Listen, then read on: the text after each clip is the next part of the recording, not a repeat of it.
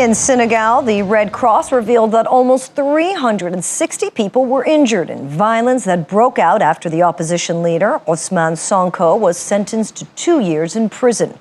At least 16 people are known to have died in the clashes between demonstrators and security forces in the capital, Dakar, and Mr. Sonko's home city of Zingunkor. Supporters of Mr. Sonko says his conviction on charges of corrupting a young woman are politically motivated. The government has restricted access to the mobile internet to stop what it called subversive messages from being shared. The streets of Senegal's capital, Dakar, were filled with rubble and ransacked shops after some of the most violent clashes the country has seen in at least 10 years between anti-government protesters and police. Most of the capital appeared quiet, but tensions were running high after 2 days of violent unrest in several cities had killed at least 15 people, wreaked untold damage, and alarmed Senegal's neighbors and allies. Angry over the sentencing of populist opposition leader Sonko, crowds protested in several Dakar neighborhoods, including the university, starting fires and throwing rocks at security forces after his party mobilized supporters.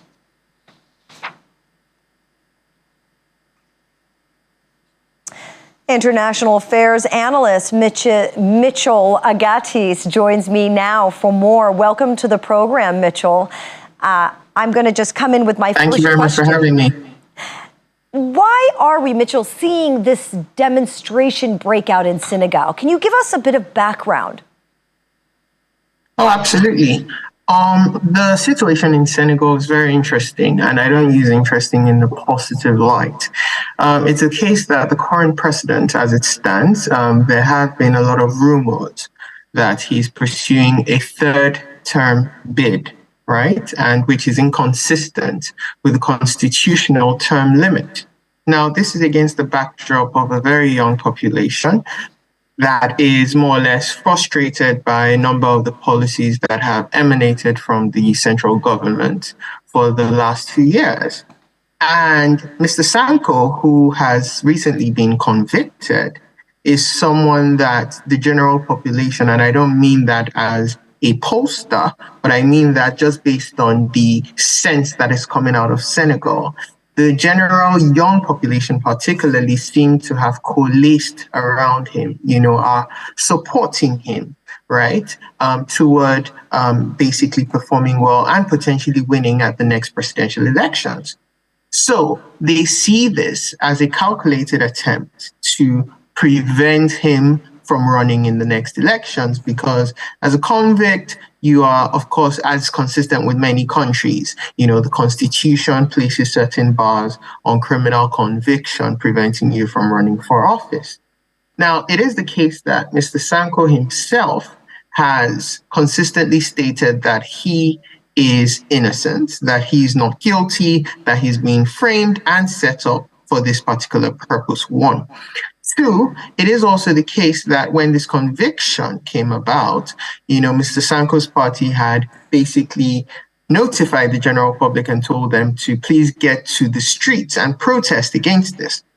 So, of course, people feel a duty, and I use that word very loosely, to basically go out and ensure that the instrumentality of justice is not used for political aims. Now, the question still remains as to whether or not he was convicted. And at the end of the day, that is for the courts of Senegal to determine. So two issues really arise. Number one, will there be a political solution to resolving this? I highly doubt that, because the government has basically taken a very antagonistic approach, basically banning mobile data in many areas of Senegal at the moment. So the second question then becomes, will he be able to overturn this, potentially on appeal, otherwise through the judicial process? So I think that gives a bit of background as to what's going on in Senegal. It certainly does. And there's definitely heavy tension around the security issue. What is the fear, especially around supporters of Sonko, if he does get taken away and put in prison? Do you believe there's a larger risk for violence and protesting will spread? I mean, there is always that risk. And we also have to look at this in the wider context of the West African and Sub-Saharan sub-region. For the past few years, we had thought that we had basically dealt with the issues of coup d'etats and the like, but we have seen instances where basically popular uprising had led to the discharge or vacation of office of presidents. We saw that with Blaise Compaoré in Burkina Faso. We've seen that happen in Mali. We even saw that in 2019 in Sudan, right? Of course, before the whole issues that are currently going on in Sudan. So, of course, I believe that the president, as well as the government of Senegal, would be looking at it with that context in mind. That if things were to potentially destabilize further than they have, that it could potentially lead to more significant issues, and not least including a change of government. Now, the question then becomes, will it be efficient of them to basically deal with this by ensuring that communication is cut off? I mean, those types of approaches were first utilized during the Arab Spring, wherein during the protest, basically some of the leaders had tried to create an internet blackout. And on the most part, they weren't very effective. So it remains to be seen as to whether this hardline approach that is being taken on by the Senegalese government will be appropriate. But I must say that, at the end of the day, we are not the court. So, the court had the benefit of assessing the case against Mr. Sonko. And, it then also raises a more critical issue as to the level of trust and confidence that is being placed in arbitral bodies such as the courts across Africa, wherein their decisions are being called into question because of suspicions of corruption and or utilization by the executive arm of government, whereas they're supposed to be independent. And those are wider issues that we really need to look at as a continent and as specific countries within the continent. And Mitchell, now, why are they cracking down on Sonko in particular? There are other aspirants. I feel that the timing says something, speaks about the presidential elections that are upon us next year. And I believe that the fact that they're honing in on Sonko, there may be a specific reason. Why him? Why not everybody else who's also aspiring? So I think it's the case that, as I started with, which is something we've seen basically across Africa recently, that there are new, should I say, non-traditionalist candidates that are basically being supported quite widely by, especially young people within the population. So as we had with Peter Obi in Nigeria, it's almost a similar situation where with Sonko, he's this new upstart. I mean, he's just 48 years old. He was a civil servant up until 2016. So he's basically been able to, should I say, flame a groundswell of support, right? And of course, when you begin to see that, I believe that it causes concern, political concern, which should be healthy, right? It should be geared toward ensuring that your policies are heard and you are able to galvanize the population. But that's one leg. The second leg is that in this context of the third term agenda or non-agenda, because the president has not stated whether or not he's actually pursuing a third term, but it's instead the case that there was a meeting, I believe this last week, between the president's party and all the opposition parties to discuss issues relating to the third term. And the only party that failed to show up or declined to show up was Sonko and Sonko's party. So it's that situation, I also think, wherein, it's the fact that, look, there's this upstart candidate that's getting a lot of support and he's not willing to talk to us. So that creates, to my mind, a background wherein, issues such as this could arise. But again, that is conjecture. And it may also be the case that this was actually just a proper judicial process and a proper criminal investigation that led to a conviction. But many people don't believe that within Senegal at the moment. All right, Mitchell, thank you so very much for joining us. Appreciate you. Thank you for having me, and have a great rest of the day ahead. Cheers. When we return, never-before-seen private collection, Freddie Mercury up for auction. Details in a moment. Stay with us. Welcome back. India's official investigation into its deadliest rail crash in 20 years has begun after preliminary findings point to signal failure as the likely cause for a collision that killed at least 275 people.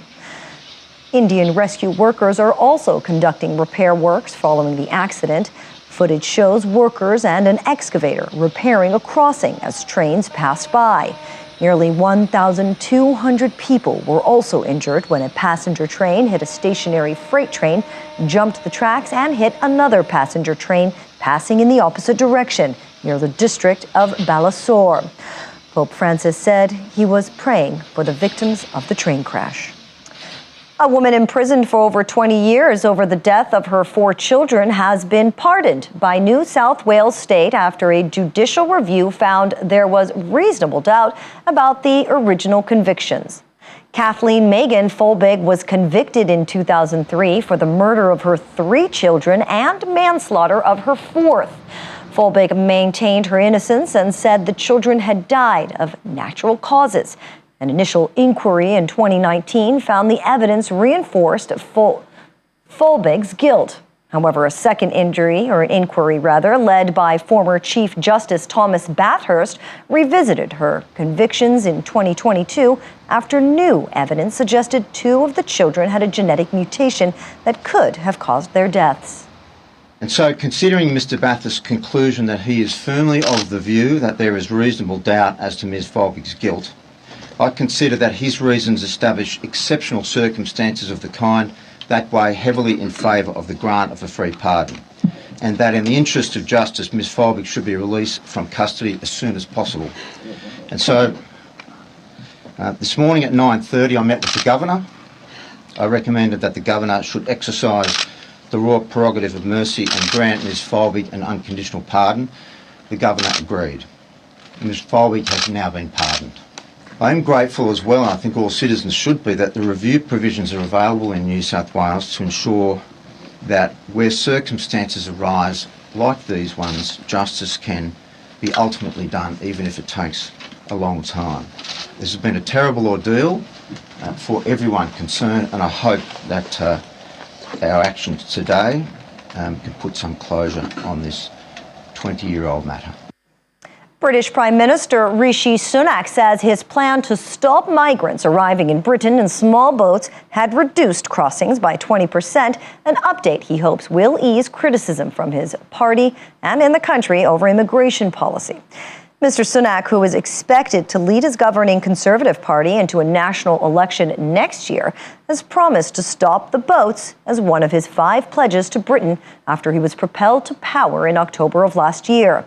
But he has been criticized by members of his own party and the public for not moving quickly enough, with people protesting about the housing of migrants in hotels after a record number arrived in Britain last year. Today, I'd like to update you on the progress that the Home Secretary and I are making. And my message is this: our plan is starting to work. Before I launched my plan in December, the number entering the UK illegally in small boats had more than quadrupled in 2 years. Now, some said this problem was insoluble or just a fact of 21st century life. They lost faith in politicians to put in the hard yards to do something about it. And of course, we still have a long way to go. But in the 5 months since I launched the plan, crossings are now down 20% compared to last year. That's right, crossings are down 20%. And in December, I reached a deal with Albania. Because last year, nearly a third of all those arriving in small boats were from that safe European country. That's delivering too. We've now returned 1,800 to Albania in just 6 months. We've gone from accepting around 1 in 5 Albanian asylum cases to now just 1 in 50. in line with our European partners. And what is the result of all of this? Well, so far this year, the number of Albanian small boat arrivals has fallen by almost 90%. Former Vice President Mike Pence has filed paperwork today declaring his campaign for president in 2024, setting up a challenge to his former boss, Donald Trump. Just 2 years after their time in the White House ended with an insurrection at the U.S. Capitol and Pence fleeing for his life. Mr. Pence, the nation's 48th vice president, will formally launch his bid for the Republican nomination with a video and kickoff event in Des Moines, Iowa on Wednesday, which is his 64th birthday. According to people familiar with his plans, he made his candidacy official with the Federal Election Commission. While former President Trump is currently leading the early fight for the nomination, with Florida Governor Ron DeSantis following consistently in second, Pence supporters see a lane for a reliable conservative who espouses many of the previous administration's policies, but without the constant tumult. And former New Zealand Prime Minister Jacinda Ardern has received one of New Zealand's top honors, recognizing her efforts for leading the country through the COVID-19 crisis. The terror attacks on 2 Christchurch mosques and the White Island volcanic eruption. Ardern was named Dame Grand Companion, the second highest honor in New Zealand. The awardee is usually chosen in New Zealand by the Prime Minister and then approved by the British monarch, the head of state. Yes. We go. I have to say that I was really in two minds when I received the letter, in part because, so many of the things that I feel like I may being recognised for were things that were a collective experience that all New Zealand were a part of, and that I've never felt came down to one single individual. But over the years of being involved in the honours process, there have been a number of people that I've come across who have felt the same way, who I have convinced to take recognition. And so for me, this is a way of recognising my family and my colleagues and all those who supported me to do that incredibly rewarding job. I feel exactly now as I did when I departed. It was a huge privilege and a huge honour. But it did come with a weight, and that's why I have such huge respect for those who continue to do that job and who are on all sides of the argument, because they are there to serve New Zealanders. Now, I still feel a huge responsibility to keep being useful to New Zealand, and I'll probably spend the rest of my life trying to find ways to be useful to the place that I call home. But it's fair to say now I don't feel quite the same stress I felt before. As countries celebrate World Environment Day, today Paris is testing the water's quality of its Seine River by the bridge Alexander III, a scenic view for next year's swimming marathon and triathlon Olympic trials. It's doing this in order to make the Seine swimmable. The 2024 Games are a good opportunity to fast-track it in order to host some sporting events in the famous river, as was done at the first Paris Olympics of 1900. We're measuring 2 fecal indicator bacteria, E. coli and enterococci. They both come from fecal matter, so their presence indicates contamination. And the level of concentration of these bacteria allows us to know whether it's safe to bathe in the water or not. It really depends on the weather, because the biggest polluter of the Seine River are the big rain events, which bring a lot of untreated sewage in the water through combined sewer overflows. And therefore, when it rains, afterwards, the water quality can really be really bad for a certain number of days. Quality of the water still increasing a lot, and all the works we are doing, this is one of the examples, but there is others. Will be with those work we will be able 100%, except of massive rain during several days, to swim in the Seine and make the official competition during the Olympics and Paralympic Games. It was an opportunity to have all the partners around the table and to raise all the money that was necessary to eradicate pollution from the Seine River. But our main goal, of course, is the Olympic Games. But our main goal, it is after we'll have the opportunity to go and swim in the Seine River in Paris and in all the cities around Paris. And finally on the program, from dazzling stage costumes to handwritten lyrics, personal items belonging to late Queen frontman Freddie Mercury will go under the hammer in September, allowing fans to purchase memorable items once owned by one of the world's most famous rock stars.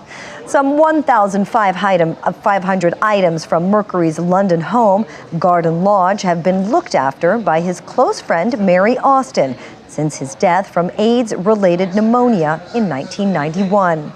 They will go on public display for the first time in a month-long summer exhibition at Sotheby's before they're sold in 6 separate auctions, each dedicated to a different aspect of the singer's life. Sale highlights will go on tour in New York, Los Angeles, and Hong Kong before the main London exhibition begins on August the 4th. The Bohemian Rhapsody lyrics are incredible. 15 pages. You can see all of the different changes, his thought process, how he went about creating this grand operatic masterpiece.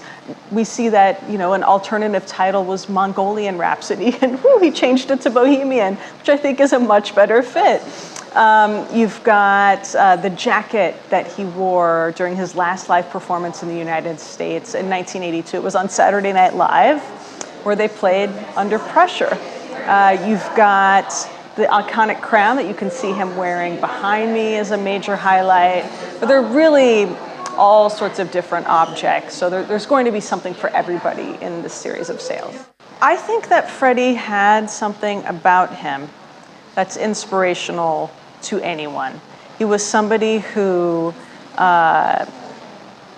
was very true to who he was and made people understand that you are at your greatest when you are yourself. He was fearless. He would get up on stage and just project that power and send it out into the world. I mean, anybody who's listened to a Queen song walks away energized, pumped. My grandmother loves Queen. My parents love Queen. My 7-year-old son loves Queen. Like, there's just this timeless energy to the music. And there are very few people like that on the planet who had the ability to reach people regardless of their age or their culture, their backgrounds. He was one of them. And that's The World Today. Thank you so much for watching. I'm Susan Ilian.